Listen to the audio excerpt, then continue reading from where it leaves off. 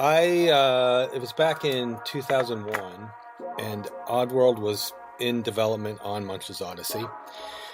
So they were looking for a composer, and a sound designer and composer to work with them. They were in the last 6 months of the project, and they didn't really have anybody who's currently working on it from that end.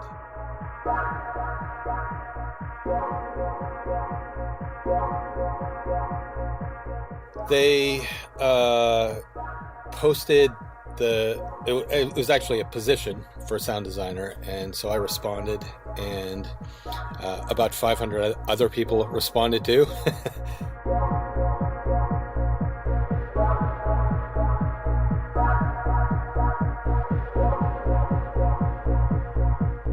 So I lived on the East Coast of the United States, and they are in California. And so when I interviewed with them, everything went well with the phone interviews. And basically when it came time to have me come out, they said, well, we're not sure if we're going to hire you until we meet you in person. And so if we hire you, we're going to need you to stay for 2 or 3 weeks while we hit a certain milestone. But if it doesn't work out, if the interview doesn't work out, then we'll just fly you home.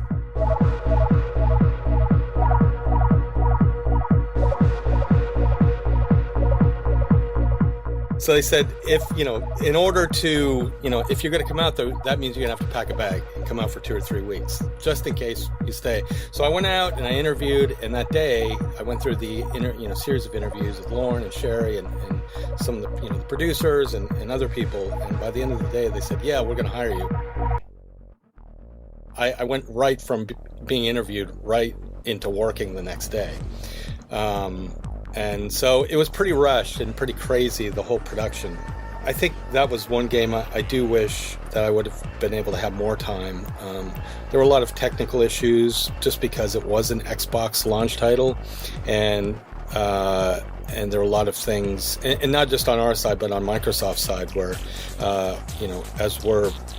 as we're trying to build a game on top of the platform, they're also developing the platform. And so we came across some audio bugs that were more low level that were causing issues for us. So it was a lot of fun, but it was also pretty stressful.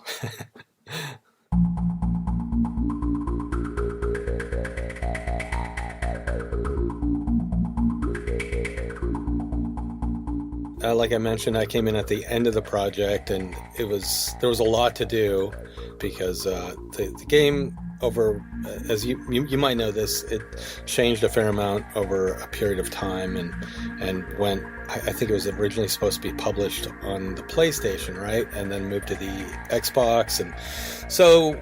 I wasn't there when that happened, when that transition happened, but I'm sure that there was a lot of, and I didn't really see a lot of the stuff that happened then, but, in going through other games in development, that Oddworld's games over the course of development typically will change a fair amount, because there's so much iteration involved. But at the end, for me, it was pretty crazy because there was a lot that needed to be done. We didn't have a lot of time. And it was also a launch title for the first Xbox, nobody knew. Everybody was trying to figure out.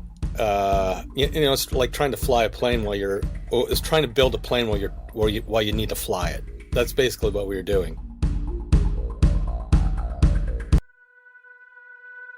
I think it was a couple things. I think Lauren pushed it a little bit in that direction, and I think the game just kind of had that. It was the first 3D game that Oddworld had done, right? And so it just had this element that it just felt like it needed more of that. So I think that's the reason why we went that direction. The tools now for game audio are really a lot better and a lot more powerful. And I think back then they were just starting to. Microsoft had created this tool called Exact. Maybe I'm getting too technical here with that, but it was basically a tool to allow sound designers to more easily implement and control the audio that they put in the game, so they could create better stuff. And so Microsoft had come up with this tool to use, but that tool actually didn't really come into play until after I got, until after Munch's Oddysee shipped. But there was an earlier tool that really wasn't that great to work with. But, sometimes you have to work with what you have. And so I did the best I could do.